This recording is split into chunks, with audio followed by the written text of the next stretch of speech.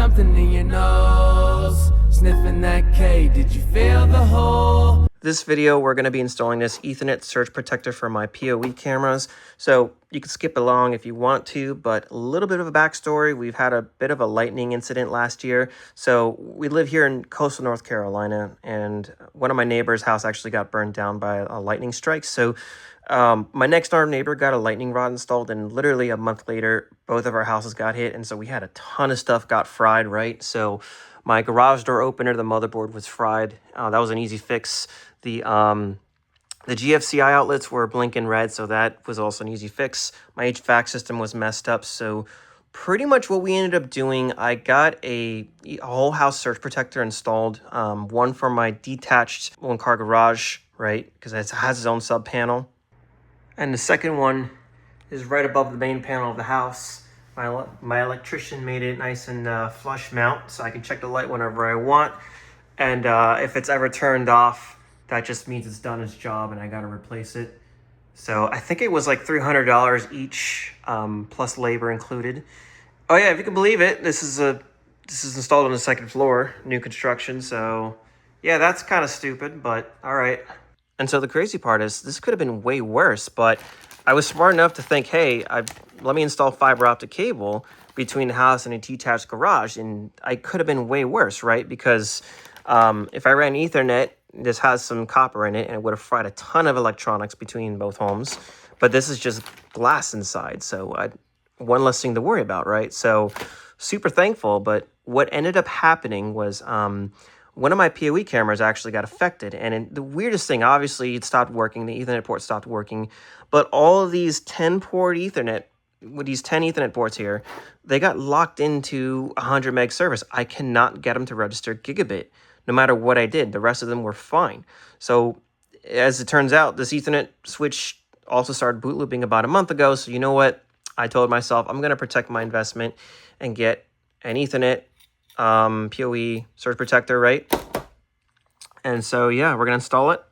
So this is what it looks like inside. You're either going to have capacitors or gas discharge tubes, which is what I think these are specifically. You've got about 4 per port, right? Because you've got 8 wires in an Ethernet cable, and they run in pairs. So send, receive is 1 pair. So 4 pairs, and each pair is protected by these little tubes. They will absorb that extra energy from your lightning strike and basically redirect it to the grounding point, which is this. And it's nothing fancy. It's literally just part of the ground. So I'm assuming these will just redirect the energy to these little screw ground points with the chassis, and then out to the grounding rod outside of the house. So yeah. So a couple ways of installing this. It actually comes with this little attachment to hook into a rail system. So if you have more stuff you want to surge protect, you can just hook all of them up into this and not even worry about this grounding wire. That whole rail system you would ground, but it's just 4 ports, so I'm not going to go crazy. Thankfully, this is all I need. And so it comes with this little cable here with this little screw attachment, this crimp connector, which will go right into this grounding rod. And it has a nut as well supplied in there, so it's going to screw into there. And so what I'm going to do, I've got this power cable here, right? This is like 12 gauge wire. This is really meant for what is it, like 20 amp circuits, but I just had it lying around.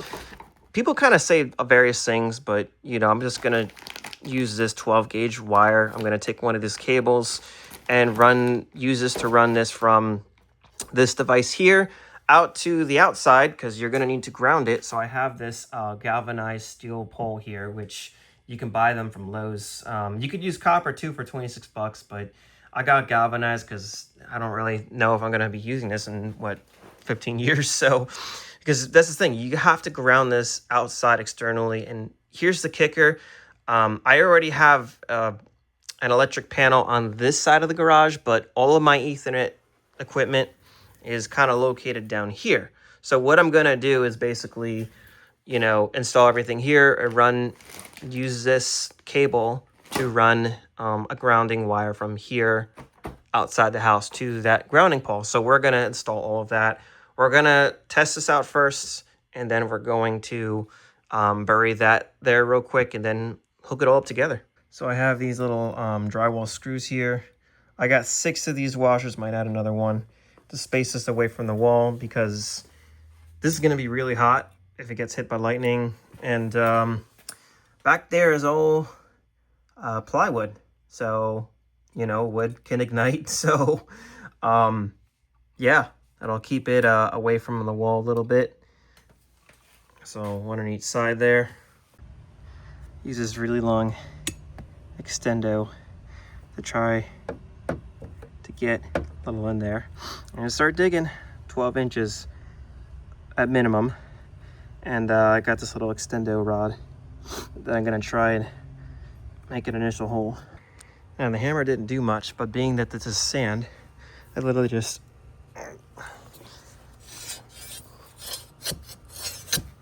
keep in and out. It actually is going down just a little bit. And there you have it.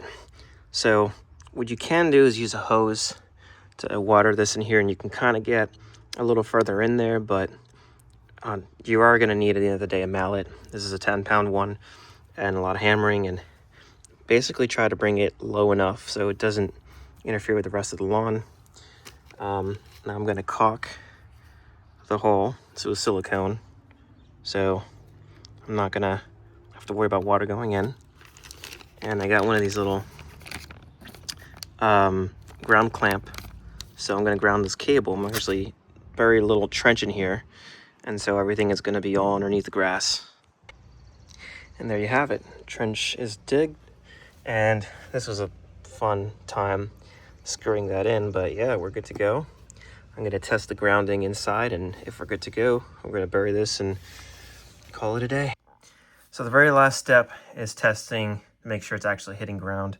So setting this to voltage here, and you want to make sure it's on DC, so I have to hit this until it says DC.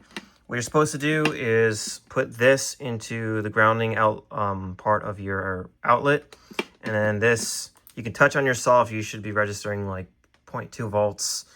And I tested it against everything here, right? So I was getting like 0.2 volts if I touched the positive against the chassis of the switch and the thing there, but if I touch the metal of that grounding wire right there, that black right there that I got, I was getting 0, but yeah, you stick, I'll show you.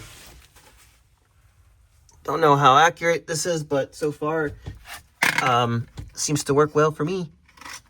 Stick that into negative like that, the ground, and then the positive, you're gonna touch things. Is that, yeah, it's staying in place. So that's registering something, sort of. And if I touch myself, that is fluctuating. But if I touch the ground wire right there, I'm hitting ground. Can't keep it still. I'm hitting 0, somewhat. Can't really keep it still, but, and there you have it. So I use this little screw cap, and nice and clean.